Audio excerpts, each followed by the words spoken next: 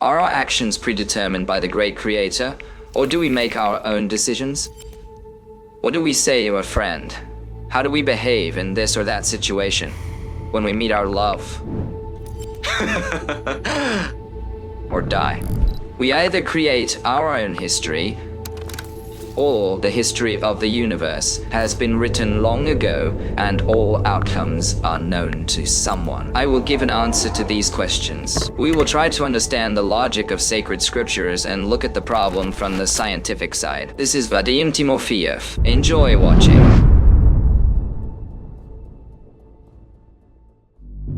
The question of freedom of choice and predestination in the Bible is one of the most difficult in Christian theology. Man has the ability to choose between good and evil, between obedience to God and sin. Such an opportunity does not exist, for example, for angels. As spiritual beings, they too had freedom at first. However, after their choice, angels became immobile in their state. The fallen ones remained evil, while those who were faithful to God remained in obedience. The Bible speaks of God's omniscience, that is, that He knows everything. Past, present, and future. God knows who will choose sin and, as a consequence, end up in hell. But God exists outside of time. For Him, past, present, and future are like one photograph for us. Only not two-dimensional, but something like a four-dimensional holography. For us, the future is created by the decisions we make. We are at the mercy of time and perceive the future that way.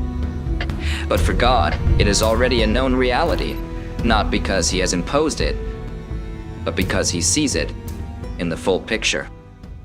As a mathematician, I have a hard time understanding this idea. A little over 150 years ago, an English scientist invented the Galton board. It's a box in which balls fall from a funnel onto pins, are constantly bumped, and hit different partitions along different paths. We know for sure that the height of a column of balls will be the longer the closer it is to the center. We always know where there will be more balls and where there will be fewer balls. We set the initial condition and each ball chooses its path independently. This is due to the fact that it is impossible to take into account all factors. How many collisions with other balls, air resistance, temperature in the room, and the lack of gravitational field. There are many things that can be left out, so repeating the experiment with the same balls several times. Some particular ball will constantly choose different paths. Although we know that the distribution of balls will satisfy the central limit theorem, that is in quotes, we know the outcome of the experiment, and the balls are not forced to choose a path.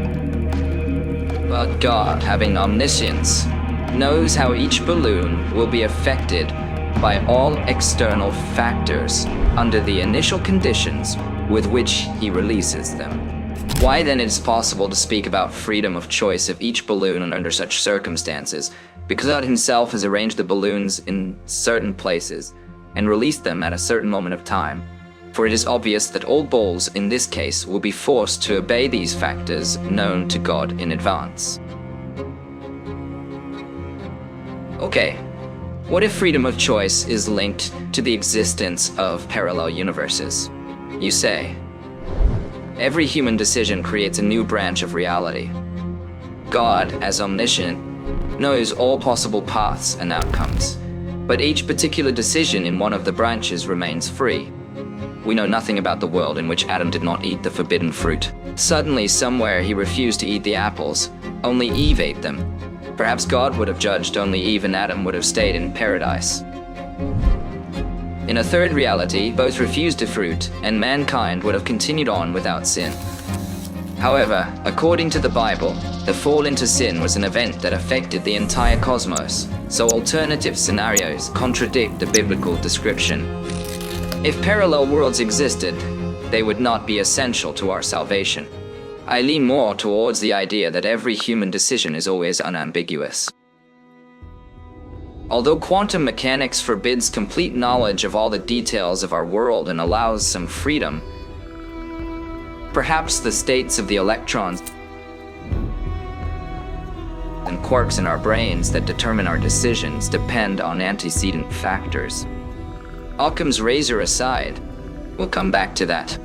Yes, 100% will never be able to account for these factors and predict a person's exact decision, even if we knew the real laws that govern our world. But that is no reason to deny the existence of a single theory created by God. If he knows all events, what freedom can we talk about?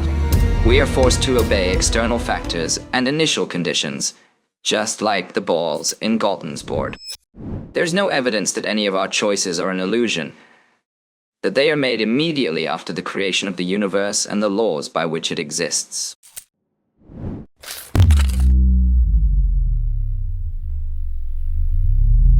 If you think the world obeys these laws rather than evolving arbitrarily, you will eventually realize that there must be a single theory that describes everything. What we have at our disposal so far is a set of private theories. They explain only a limited class of observations and make predictions while neglecting the influence of all other quantities. Perhaps it's a trap. If everything in the world is fundamentally dependent on everything else, you can't arrive at a complete solution by examining the problem in separate parts, isolated from each other. And we have such a habit. The same Newton, describing the gravitational force between two bodies, took into account only one characteristic of the bodies. That's their mass. Gravity doesn't depend on what the bodies are made of. To understand how a planet or the sun will move, you do not need knowledge about their structure and composition. And yet, if we try to avoid the harmful habit of breaking the problem into isolated parts, whoever tries to find a unified theory will face a paradox. We are intelligent beings. We make various observations of the universe and draw logical conclusions on the basis of these observations, on the basis of collected statistics. This is probably how we get closer to understanding the laws that govern our world. But if a single theory exists, somehow it may influence our actions. As Stephen Hawking has written, why should that theory make us come to the right conclusions from observations in advance? Why shouldn't it lead us to the wrong conclusions or to a dead end? Darwin's principle of natural selection can help here. In any population of organisms capable of self-reproduction, there will be genetic variations and differences in the upbringing of individuals. Some among these individuals will make more correct conclusions about the world around them and will act in accordance with these conclusions. Such individuals have more chances to survive and give offspring, so their way of thinking and behavior will become dominant. Intelligence and the capacity for scientific discovery has given us a survival advantage. It gives us a chance to find a unified theory. It is true that the more we learn about the universe, the greater the risk of self-destruction. It's going to increase all the time.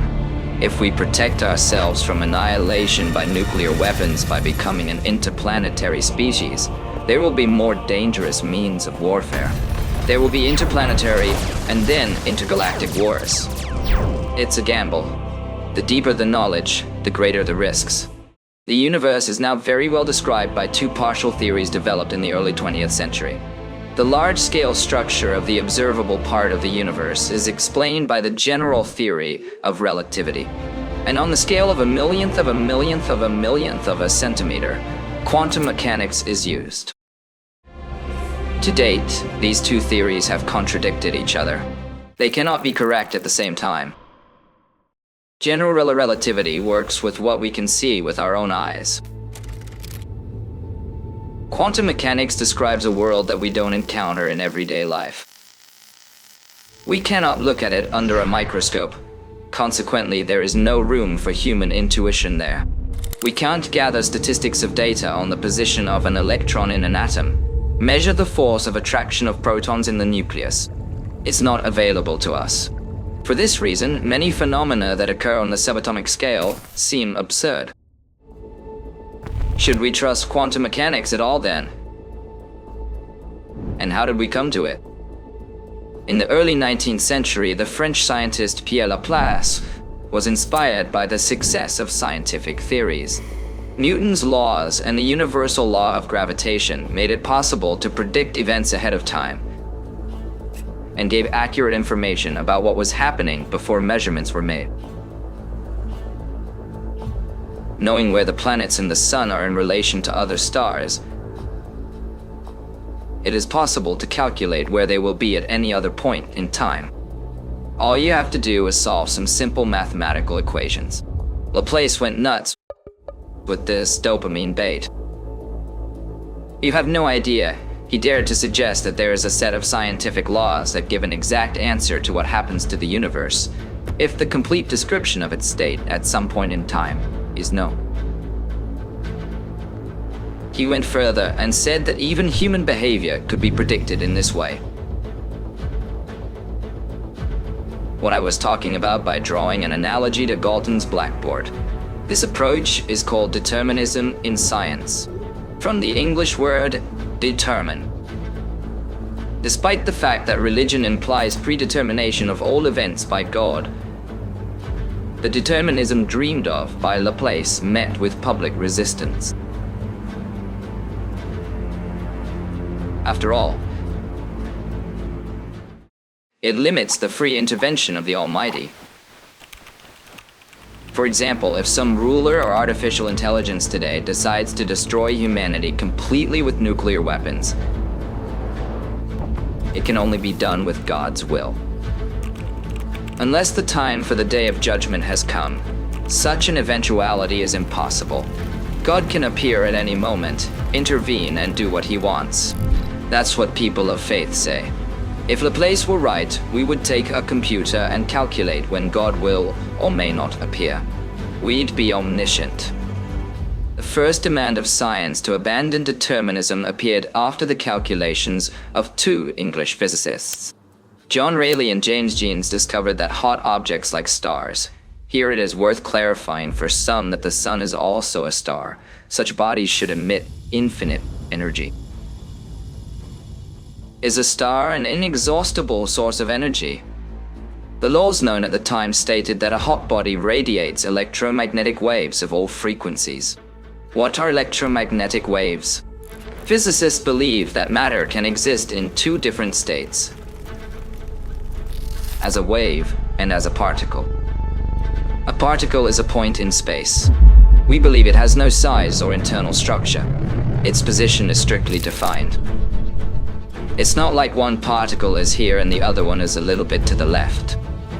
A particle has no length, height, width, or diameter. It is the simplest geometric object.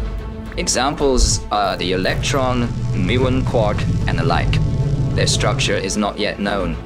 Molecules, atoms, protons have an internal structure, but often we can neglect their size and also consider them particles.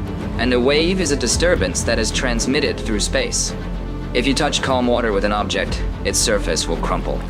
There will be folds, so-called crests and troughs. A wave, unlike a particle, has a length. It's the distance between two crests. Frequency, how many creases there are in 1 meter of the wave.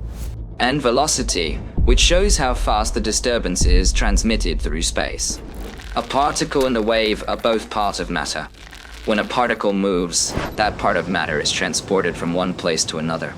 In a wave, the crests also move, but the substance stays in place. The surface of water is moving, but it's not moving anywhere. I see what water waves are. What are electromagnetic waves? Just as there is water around a floating buoy, there is special matter smeared around any electric charge throughout the volume of space.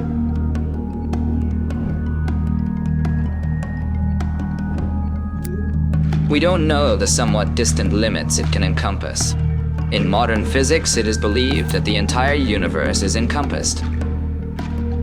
This matter is called a field. More specifically, the electromagnetic field.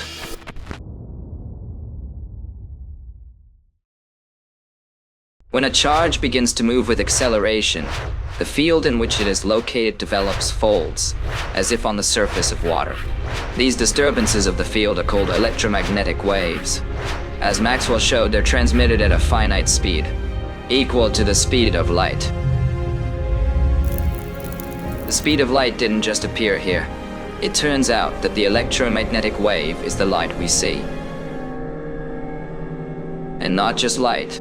It includes radio waves, ultraviolet, infrared, gamma rays. These are all electromagnetic waves. If you brush your hair, electrical charges build up on the comb. If you shake it up and down, the charges emit radio waves. But our eyes can't pick them up, so we can't see anything. If we could shake it a few million times in a second, then the charges would glow. Another example is when an electric current flows between a cloud and the ground. We call it lightning. The charges move there with such a furious acceleration that we see blue light as a disturbance of the field, enveloping these charges. But why do we think of light as an electromagnetic wave? After Newton published his treatise on optics, scientists had no doubt that light was made up of particles. A century later, however, experiments in favor of the wave nature of light began to appear. These were the famous experiments of Young in 1803 with two slits, the works of Huygens and Fresnel, who conducted optical research without knowing anything about the works of Young and Huygens. Rediscovered their principles and made some additions. In 1818, Poisson, on the basis of Fresnel's theory, arrived at an absurdity. If light were a wave, a bright spot should appear in the center of the shadow cast by a round, opaque object. Poisson did not even bother to check this apparent nonsense. Instead, he hated Fresnel and other proponents of the wave theory of light. Dominic Arago was not too lazy to check this crazy result. Using ordinary sunlight, he found a bright spot in the center of the shadow. I also made sure of it, using a powerful laser for clarity, and published the result in my Telegram channel. This spot became the main argument in favor of the wave properties of light. Ironically, it was named after the main opponent of the phenomenon, the Poisson stain. You see it, by the way, when you look at bright objects like the sky during the day. You get flies in your eyes. When light hits the fly, it's bright in the middle. That's the Poisson spot. So light, like any other electromagnetic radiation, is a wave. These radiations, as I said earlier, can come from hot objects like stars. John Rayleigh and James Jeans concluded, according to the laws of physics at the time, that stars should emit the same amount of energy for waves of all frequencies. Recall that frequency is the number of cusps of a wave in 1 meter. There can be infinitely many varieties of these waves. Some wave has 2.5 ridges in 1 meter, another wave has 10 ridges, and another wave has a million ridges. There are as many possible frequencies as there are positive real numbers. A wave of any frequency carries with it the same energy, say 1 joule. There are infinitely many frequencies, so a star must give off an infinite number of joules to all directions of space every second. German scientist Max Planck came up with a way to solve this problem. In 1900, he hypothesized that light and other electromagnetic waves are created in portions. These portions he called quanta. Each quantum contains a certain amount of energy. It's like food. A package of chocolate says so many calories, but a bun contains a different number of energy. Planck argued that the energy that is carried in a quantum depends on the frequency of the wave. The greater the frequency, the number of bumps in a unit segment, the more energy in the quantum. Logically, if some quantum has too many cusps, its energy will exceed the reserves that the star has. This cannot happen. So there is a maximum permissible frequency of emitted waves, not infinite, as it was thought before. Interestingly, the idea of quanta played in favor of the idea that light is a stream of particles, the so-called photons. After all, a quantum is a small portion of matter moving through space. While many were distrustful of Planck's hypothesis, Einstein boldly used it to explain the photoelectric effect in 1905. It was for this that he won the Nobel Prize, not for other much more laborious theories. Light began to be seen as a wave and a particle at the same time, referring to the fact that the laws of nature on a subatomic scale are arranged in such a way that it is impossible to understand them intuitively. After all, we don't encounter them in everyday life. However, it was not clear what Planck's hypothesis meant in terms of determinism. The situation was resolved in 1926 when another German physicist, Werner Heisenberg, discovered the uncertainty principle.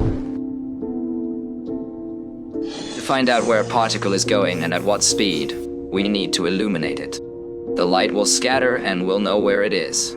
When by particle you mean an electron or something else along those lines, not a pebble thrown down a mountain, then the distances between the crests of the light wave may be too large, and in illuminating the particle, we may miss.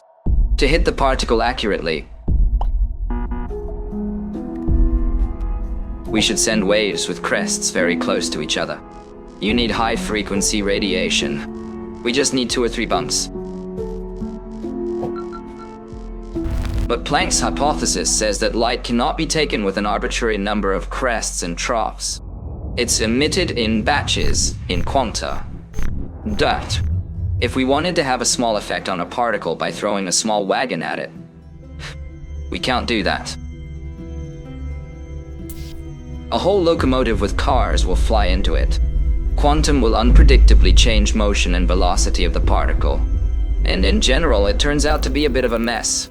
If we want to measure more precisely where the particle is, we need to increase the frequency of the waves.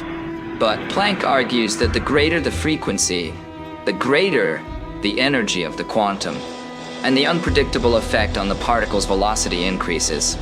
If we do the opposite by decreasing the frequency of the waves, it might just miss, flying past the particle. The more precisely we measure where the particle is, the coarser our knowledge of its velocity. The more precisely we know about its velocity, the less we understand where it is. If we have information about where the particle is, then we know absolutely nothing about its velocity. The error in determining the velocity will be infinite. There are many different ways of looking at this. Einstein didn't accept the idea at all, but you have to accept it, because Heisenberg uncertainty is at the heart of quantum mechanics, which gives us microelectronics and therefore all modern technology and its subsequent refinement. Smartphones, computers, and other gadgets. Going back to determinism, even if we didn't know about Heisenberg's indeterminacy principle, intuitively it is easy to understand the fragility of Laplace's idea. Imagine we know all the laws of the universe. We have sufficient computing power of computers, and we have information about positions and velocities of all particles in the universe. Let's assume in this case that the position of just one of the particles has an error of some billionth of a centimeter. Despite the fact that we know all the laws of nature and super powerful calculations are available to us,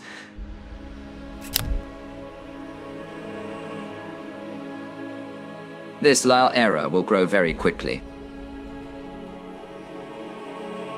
Because a particle with an inaccurate coordinate will interact with all other particles in the universe and introduce inaccuracies in their positions. The uncertainty principle is definitely the end of determinism. What predictions of the universe in the future can we talk about if we cannot accurately measure its state, even at the present moment? Nobody forbids to search for an ideal mathematical theory, some set of laws that allows to predict completely the behavior of the universe for some supernatural being able to observe the world without perturbing. But such models are of no use to the average person. In these cases, we invoke the principle of Occam's razor. That which cannot be verified in a real experiment should be removed from science. Quantum mechanics does not predict the only results that can be obtained by observation. If you repeat the same experiment many times, Quantum mechanics will indicate the probability of a particular outcome of the experiment. There will always be a different result. But we can know in advance what will happen more often and what will happen less often. Are our actions predetermined by the great creator, or do we make our own decisions? According to quantum mechanics, there are no exact guarantees about how the world and we will behave in the future. There is no place in modern science for the omniscience that religion and Laplace dreamed of. Objectively, the world may obey certain laws and only appear chaotic to us. But we mortals will never know this. There are far scarier things than Heisenberg's uncertainty. Math itself, which for many millennia was considered an exact science, has only recently been found to have ambiguity. I'm talking about Gödel numbering, if that tells you anything. We'll talk about it next time sometime. Today's issue turned out to be very rich. I'm even sure that specialists who are well versed in the areas I have touched upon have found many useful insights. And perhaps learned something new. Thank you all very much for your attention. Vadim Timofeev was with you. See you again.